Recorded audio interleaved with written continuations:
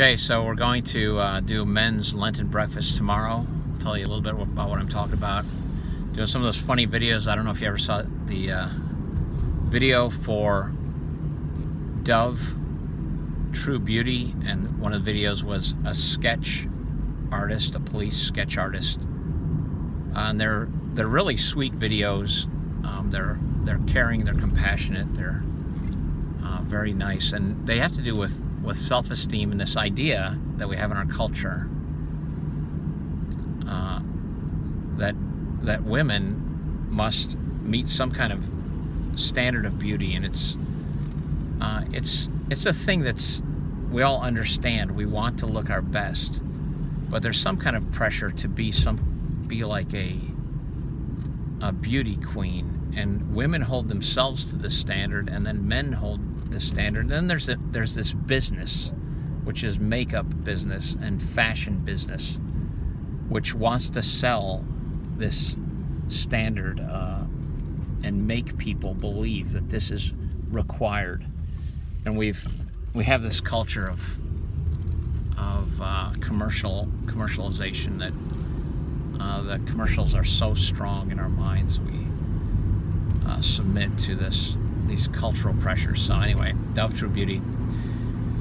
It's a very sweet commercial. What I'm going to show then, the satire, the satirical version for men, and it's like this. And these men have it. There's a sketch artist, and the men describe themselves, and the sketch artist not looking at them behind a curtain. He sketches them. And the men have this self-image of just they're the most attractive thing on earth. And the video is so funny, and it's satire. It really gives some kind of distinction of the way men and women see themselves. And men, the tagline at the end is men, you're not as attractive as you think you are. And the women, in their tagline, they are more attractive. They have some kind of self-esteem, that they picture themselves unattractive, and they're fine. So none of us can see ourselves very clearly. So I was going to do that. Then I'm going to do a video on Ephesians, and Ephesians is a great book of the Bible. It tells a lot about the gospel, and then how we're to live knowing the gospel. And I'm going to go over the putting on the armor of God. And it's going to be a men's breakfast, so I want to talk about battling and the things that men face. And I do believe that there's a distinction between the sexes, and right now we're in a time when people want to say that genders, it doesn't matter, everything is societally, it's a social construct. And I actually believe that men have this calling that they long for. They want to be some sort of hero and protector, and it's a good thing. Even though men have some problems, men also have some wonderful benefits and strengths. So I'm going to do this video on Ephesians and talk a little bit about if you were called, if you're visiting a neighbor and you hear someone scream, "A spider! Honey, kill the spider!" and you see a woman dash into the bathroom and say, "It's okay, dear," it turns out the man was the one screaming.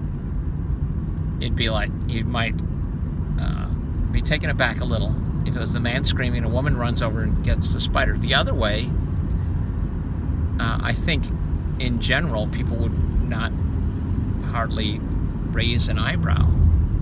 Although we all love spiders, they're good for the environment. So there's some idea that men ought to be heroic in a confrontation with danger and with nature, and with the brutality of the earth. And the same with a mouse. If there was a mouse in the house, and the man screamed and jumped up on a chair, and the woman came out and said, "I'll take care of it, dear," we might look at it funny. And then, if as it steps up, a man faces more and more danger and ought to somehow be able to manage, even though it can get very hairy. Like it would be like, there's a bat in the house, or there's a squirrel in the house, there's a raccoon in the house, or there's a badger in the house. Whatever the hostile is, I believe the man should be prepared to deal with it. And even if there's an intruder in the house, and the children and the wife look to the man for something heroic. So we'll talk a little about that. We'll talk a little bit about, I'm going to do another video and talk about war a little bit, and the idea that we are in a battle. And it's a spiritual battle, but we also face physical battles, but we have to wrestle with the spiritual battles. And I want to translate over to spiritual battles and say that, men, we have a role there as well, and we need to be putting on armor and fighting the battle. So I'm going to do a little bit with the video, which is C.S. Lewis Doodle, and it's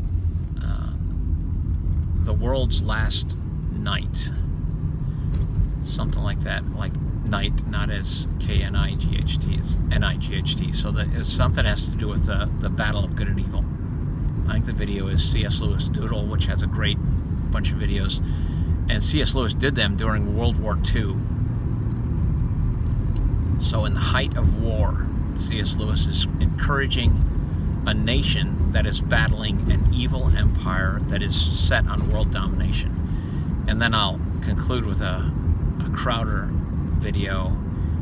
And what I want to get to is that worship, this whole thing is about men in worship. What I want to get to is that we serve a king, and as knights, as servants, as warriors, we come under the authority of a king, and we need to be in the battle and stop thinking ourselves the king, but knowing that Jesus is the king, and try and get to a point where his kingship rules us.